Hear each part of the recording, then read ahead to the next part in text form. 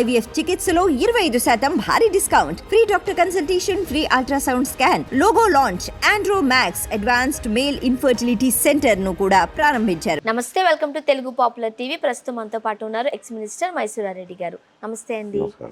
Sir, ప్రస్తుతం ఏపీలో మనం చూసాం, ఎలక్షన్స్ అయిపోయి రిజల్ట్ వచ్చింది, పండుగ వాతావరణాలు, సెలబ్రేషన్స్ అన్నీ కంప్లీట్ అయిపోయాయి. సో ఇప్పుడు పాలనను గాడిలో పెట్టాల్సిన పరిస్థితి వచ్చేసింది. ప్రస్తుతం ఏం జరగబోతుంది అంటారు ఏపీలో? ఒకటి వాళ్ళు ఎన్డీఏ కూటమి 6 పథకాలను మెయిన్ పథకాలుగా ప్రకటించారు. 6 గ్యారెంటీలు 6 గ్యారెంటీలు అంటూ ప్రకటించారు. గ్యారెంటీలను అమలు చేయాల్సింది వస్తుంది. 6 గ్యారెంటీలు అమలు చేసినప్పుడు ఇప్పుడు అప్పుడే ఒకటి శాండ్ పాలసీ మీద ఒక నిర్ణయం అయితే తీసుకున్నారు. ఎందుకంటే వారి గ్రామం పక్కనే శాండ్ ఉంటుంది, బిల్డింగ్లు కట్టుకోవాలంటే శాండ్ ఆఫ్ కాస్ట్ ఎక్కువగా ఉంటుంది. దాని మీద ప్రజల్లో ఒక రకమైన అసంతృప్తి ఉన్నది.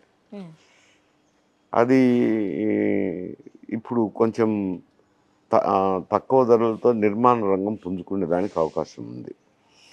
అలాగే మిగతాటి కూడా ఒకటి అమలు చేస్తారనుకోండి, చేయకుండా పోయేదానికి అవకాశం లేదు. ఎందుకంటే వచ్చింది 10-15 రోజులు అయింది కాబట్టి వాళ్ళు పాలన గాడిలో పెట్టుకోవాలంటేను కొంత సమయం పడుతుంది. ఈ స్కీములు కూడా అమలు చేయాల్సింది వస్తుంది. అయితే ఉండే సమస్య ఏమిట్రా అనంటే, గతంలో చాలా అప్పులు చేశారు. 7 లక్షల కోట్ల వరకు ఆంధ్రప్రదేశ్ ప్రభుత్వం మీద అప్పులు ఉన్నాయి. వాటికి కంత అయితే కట్టాల్సిందే, ఇంట్రెస్ట్ కట్టాల్సిందే. అవన్నీ పోను ఈ పథకాలు కూడా అమలు చేయాల్సిందే. ఇవన్నీ చేయడానికి రెవెన్యూ ఎట్లా అనేది అది బిగ్ ఎక్సర్సైజ్. ఆ బిగ్ ఎక్సర్సైజ్ ఏ విధంగా చేస్తారు, ఎలా చేస్తారు, ఎలా అధిక వనరులను సమకూర్చుకుంటారు అనేది ఆలోచించాల్సిన విషయం. మరి ఏం చర్యలు తీసుకుంటారని తీసుకున్న తర్వాత అయితే కామెంట్ చేయొచ్చు. ఇంకా పథకాలు అయితే అమలు చేయక తప్పదు. ఎందుకంటే ఒక మారు మేనిఫెస్టోలో పెట్టి హామీ ఇచ్చిన తర్వాత పథకాలు అమలు చేయకపోతే ప్రజల్లో అయితే అసంతృప్తి వస్తుంది. అండ్ రాష్ట్ర విభజన టైంలోనే ఆంధ్రప్రదేశ్ లోటు బడ్జెట్తో ఉండింది అని అన్నారు. సో ఏదైతే 6 గ్యారంటీలు ఉన్నాయో అవన్నీ అమలు చేయడానికి ఇన్ని డబ్బులు, ఇన్ని వేల కోట్లు చంద్రబాబు నాయుడు గారు ఎక్కడి నుంచి తెస్తారు అనేది కూడా ఒక ప్రధాన సమస్యగా చెబుతూ ఉన్నారు. పాసిబిలిటీస్ ఉన్నాయా? ఆంధ్రప్రదేశ్ లోటు బడ్జెట్ అని విభజన సమయంలో కొందరు పేర్కొన్న మాట వాస్తవమే, కానీ అటువంటిది ఏమి లేదు. ఇక్కడ అంటే 3 సంవత్సరాల కింద యాక్చువల్ అకౌంట్స్ చెప్తున్నాను. ఇక్కడ 1,00,000 కోట్ల ఆదాయం వస్తే అక్కడ 1,20,000 కోట్ల ఆదాయం వచ్చింది.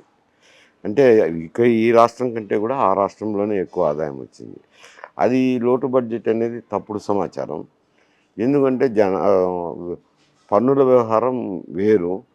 అవి తెలిసి తెలియక ఇక్కడ హైదరాబాద్లో పరిశ్రమలు ఉన్నాయి, వాళ్ళకి ఆదాయం ఎక్కువ వస్తుంది అనుకొని చాలామంది పొరపాటు పడి చెప్పారు. కానీ వాస్తవం కాదని అప్పుడు కూడా నేను ఖండిస్తున్నాను, ఇది వాస్తవం కాదు అనేది. ఇప్పుడు కూడా అదే పరిస్థితి, ఇక్కడికంటే అక్కడే ఎక్కువ ఆదాయం వస్తుంది. కానీ వీళ్ళు ఇచ్చిన హామీలు ఇప్పుడు ఏవైతే గతంలో వైఎస్ జగన్మోహన్ రెడ్డి గారు తాను ఇచ్చిన నవరత్నాల్లో హామీలు అమలు చేసే దానికోసము రెవెన్యూ చాలా అప్పులు చేయాల్సింది వచ్చింది. ఆ అప్పుల బర్డెన్కు ఇప్పుడు కంతులు, వడ్డీలు కట్టాల్సిందే. మళ్ళీ ఇప్పుడు వీళ్ళ 6 హామీలు అమలు చేయాల్సిందే. చేయాలంటే వనరుల సమీకరణ అనేది కొంచెం క్లిష్టతరమైన సమస్య. ఎందుకంటే పన్నులు వేస్తే భరాయించలేరు ప్రజలు కూడా. ఇప్పుడు ఒక మారు పరిశీలించితే ఈవెన్ తెలంగాణ కంపేర్ చేసుకున్నా కానీ అక్కడ ఉండే డీజిల్, పెట్రోల్ ధరలు ఒక 3 రూపాయలు ఎక్కువే ఉన్నాయి. కర్ణాటకతో పరిశీలించి చూస్తే మొన్నటి వరకు 10 రూపాయలు తేడా ఉన్నది, 10 రూపాయలు తక్కువ ఉన్నారు. ఇప్పుడు 3 రూపాయలు పెంచినారు. కాబట్టి అయినా కానీ కర్ణాటక 3 రూపాయలు పెంచినా కానీ ఇంకా 7 రూపాయలు ఎక్కువే ఉంటుంది. ఇప్పటికే డీజిల్, పెట్రోల్ మీద అయితేనేమి మద్యం ధరలు కూడా అట్లే ఉన్నాయి, ఇవన్నీ ఎక్కువగా ఉన్నాయి.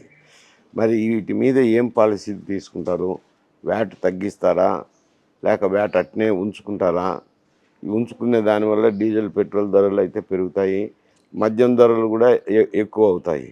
ఇవన్నీ మరి లేకుండా అదనపు వనరులు సమీకరించాలనంటే కొంచెం గురుతరమైన బాధ్యతే, క్లిష్టమైన బాధ్యతే. ఏం నిర్ణయాలు తీసుకుంటారో తీసుకున్న తర్వాత అయితే చెప్పగలం. రైట్.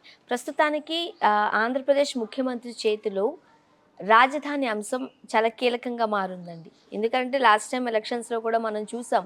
ప్రతిపక్షంలో ఉన్నప్పుడు చంద్రబాబు నాయుడు గారు వాళ్ళు ఏది ఏపీకి రాజధాని అంటే చెప్పుకోలేని పరిస్థితి ఉంది అని. అది ప్రజల్లోకి బాగా వెళ్ళిందనే మనం చెప్పొచ్చు. మరి ఈ పరిస్థితుల్లో రాజధానిగా అమరావతి ఎలా ఉండబోతుంది? ఆంధ్రప్రదేశ్‌కి రాజధాని లేదనేది ప్రజల్లో వెళితే ఉండొచ్చు. కానీ అమరావతిని అందరూ యాక్సెప్ట్ చేయలేదు కదా! హ్మ్. అన్ని ప్రాంతాల వారు అమరావతిని యాక్సెప్ట్ చేయలేదు. కొన్ని ప్రాంతాల వారు మాత్రమే యాక్సెప్ట్ చేశారు. ఇప్పుడు రాయలసీమ విషయానికి వస్తే అమరావతి రాజధాని అనేది ఎందుకు అని అంటే వాదన, అమరావతి కరెక్ట్ కాదు, ఇది అన్యాయం రాయలసీమ వాసులకు.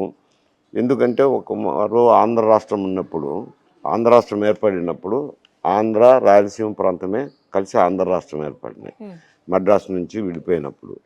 అప్పుడు కర్నూలు రాజధానిని పెట్టడం జరిగింది. అసెంబ్లీలో తీర్మానం చేసి ఒక ఓటుతోనే నెగ్గిందనుకోండి, కర్నూలు రాజధాని పెట్టారు. తర్వాత ఆంధ్రప్రదేశ్ కోసం ఏర్పడినప్పుడు కర్నూలు రాజధాని వదిలి హైదరాబాదు రాజధాని చేసుకున్నారు. అంటే రాష్ట్రం విడిపోయినప్పుడు ఒక విధంగా రాయలసీమకే రావాలి కదా. అటువంటిది ఎవరితోనూ ఆలోచన చేయకుండా శివరామకృష్ణ కమిటీ రిపోర్టును కూడా ఎక్కడైతే వద్దని రిపోర్ట్ ఇచ్చినారో అక్కడే రాజధానిని ఏర్పాటు చేయడం రాయలసీమ వాసులకు అంత ఉత్సాహం లేదు. దాని మీద విమర్శ కూడా ఉంది. మేము కూడా ఒక కమిటీ ఉండింది గతంలో ఈ రాజధాని విషయంలో. అప్పుడు చంద్రబాబు నాయుడు గారికి కూడా చెప్పడం జరిగింది. తర్వాత జగన్మోహన్ రెడ్డి గారు 3 రాజధానులు చేసినప్పుడు కూడా న్యాయ రాజధాని ఇవ్వడం అన్యాయం అని కూడా చెప్పడం జరిగింది. ఇప్పుడు కూడా ఉత్తరం రాయాలనుకున్నాం వారికి, ఇది అన్యాయము, రాయలసీమకు అన్యాయం జరుగుతుంది అనేది చెప్పదలుచుకున్నాం ప్రభుత్వానికి. కానీ ఆయన వచ్చి కూడా 10-15 రోజులు కాలేదు. ఇప్పుడు ఉత్తరం రాస్తే ఈయనక చూడబ్బా మేము అధికారంలోకి వచ్చినారు కాబట్టి ఇప్పుడే విమర్శన చేస్తున్నారు అని, విమర్శకు అవకాశం ఉంది కాబట్టి కొన్ని రోజులు ఒక 3 మాసాలు 6 మాసాలు ఆగుదాము, ఆగిన తర్వాత చేద్దామనేది మాలా ఆలోచన వచ్చింది. ఎందుకంటే ఇంతకుముందు కూడా గతంలో కూడా ఆయన అమరావతి రాజధాని ఉన్నప్పుడు మేము ఇది అన్యాయము, మాకు రాజధాని ఇవ్వకపోతే ప్రత్యేక రాష్ట్రాన్ని కోరాల్సిన పరిస్థితి ఏర్పడుతుందన్నాం. అయితే ఆ రోజుల్లో పర్యటన చేపట్టాలనుకున్న సమయంలో కరోనా రావటము, కరోనా వల్ల ఒక 1.5 year పోయింది. బయట మనుషులు తిరగడానికి కానీ గుమికూడడానికి కానీ అవకాశమే లేకుండా పోయింది. ఎందుకంటే ఒక ప్రొటెస్ట్ చేపట్టాలంటే 10 మంది కావాలా. ఆ సమయంలో అది చేయటం అనేది ప్రజలు నానా ఇబ్బందులకు గురి చేస్తుంది కాబట్టి అప్పుడు సాధించుకోవడం జరిగింది. ఆ కరోనా దాదాపు 1.5 జరిగినప్పుడు కరోనా పరిస్థితులు జరగడంతో లాస్ట్ ఇయర్ ఎన్నికలు వచ్చినప్పుడు ఎన్నికల ముందర బాగుండదని ఊరుకున్నాము. కానీ ఇవన్నీ చెప్తే ఏదో కుంటి సాకులు చెప్పినట్టుంది. ఇప్పుడు జగన్మోహన్ రెడ్డి దిగిపోయినాడు కాబట్టి జగన్మోహన్ రెడ్డికి అనుకూలంగా వీళ్ళు చేస్తారా అని అనిపించే వాదనను విమర్శించేదానికి అవకాశం ఉంది. అందుకంటే పెద్దలు కొందరు కలిసి కొంచెం ఒక 3 మాసాలు 6 మాసాలు ఆగి తర్వాత రాద్దామని. ఎందుకంటే ఇటువంటి పరిస్థితులే కొనసాగితే రాయలసీమకు అన్యాయం జరుగుతుంది. అన్యాయం జరిగినప్పుడు ప్రత్యేక రాష్ట్రం అనేది కోరాల్సింది వస్తుంది. ఆ పరిస్థితిని గురించి సరే ఈరోజు కాకపోతే ఇంకొక 4-5 మాసాల తర్వాత కలుద్దాము చేద్దామని నేను అనుకున్నాను.